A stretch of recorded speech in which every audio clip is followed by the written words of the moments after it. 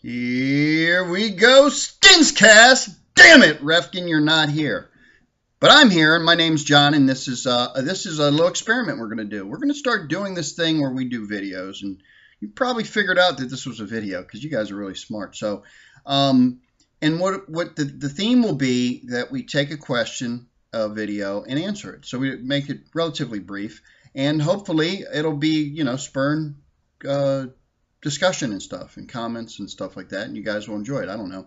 So the first one I'm going to start out with is, are the Redskins the favorites to win the NFC East in 2013?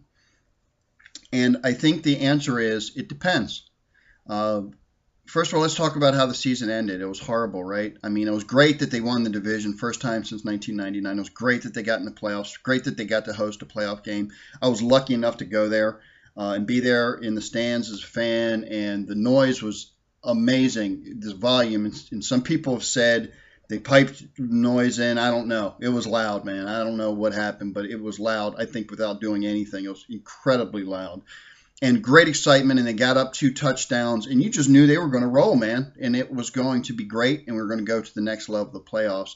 And then it all came undone. Robert Griffin III hurt his knee. And I couldn't immediately tell from where I was at, but it was bad. And then it was worse than just losing a playoff game and ending the season, because it jeopardized the future of the franchise is in jeopardy on some level. Why? Because his knee may not come back to what it was before, and he may not be that quarterback that he was before. And questions have to be asked about the judgment of the head coach, who is also the vice president of football operations. He's the final say, and he's letting a rookie influence his decision making in terms of leaving the kid in when he was obviously hurt. And I'm not sure that he had the best chance to win with him in. Anyway, so that's what's at stake here, is how well RG3 heals and how quickly he's back. And I know that people are encouraged that he was able to accept his Rookie of the Year award, with barely a limp. And then he says he's coming back, but it doesn't. I mean, we'll just have to see what happens. That's where we're at. I mean, Adrian Peterson is not the norm in terms of recovery time. That was an amazing thing for him to come back and be so effective right away. And RG3 may not be back that quickly. He may miss the early part of the year. He may miss half the year. He may miss all of the year.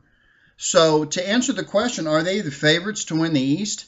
No, if RG3 is not starting.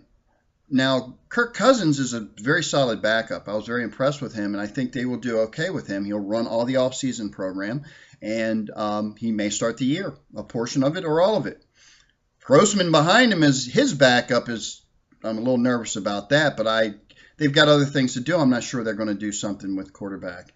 And I think Shanahan historically kind of has been a 2 quarterback per team guy. So would they really invest something, and then RG3 comes back, and then they, somebody that they don't want to keep ultimately. So yeah, again, I don't think they're favorites to win the division. However, if RG3's back, then I think they are favorites. They have other needs, and the other teams in the division are definitely going to try to get better. So beyond the quarterback question, they certainly have needs at safety. They certainly have needs at right tackle. They certainly have needs at cornerback.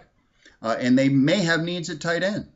And if we go in order, safety, I was very disappointed. I didn't think that the 2 starters they had were going to be great, and then they got hurt.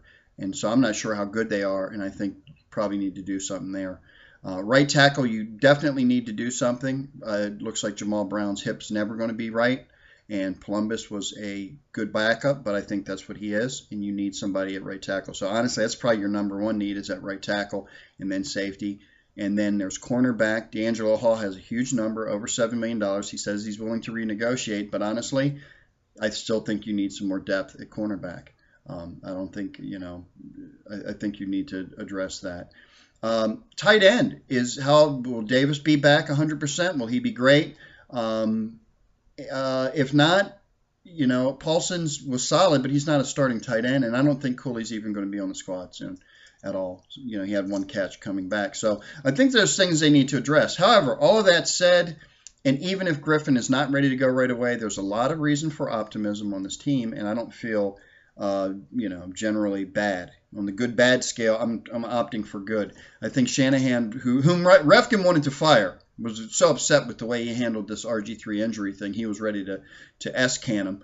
But I think he's done very well to draft, to identify young talent. The team's much younger than it used to be, and they've been very effective. We have an excellent running game, and if that can continue, which RG3 helped the running game a lot in the pistol and the way that they could option out of that. But if they can be an effective running team, it will help Cousins a lot.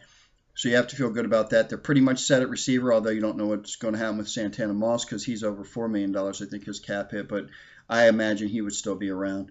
So I think they're set there. So, and they've got a lot of good young talent. So you have to feel good about the direction the team's heading. You hope very much so that RG3 is going to heal and be healthy.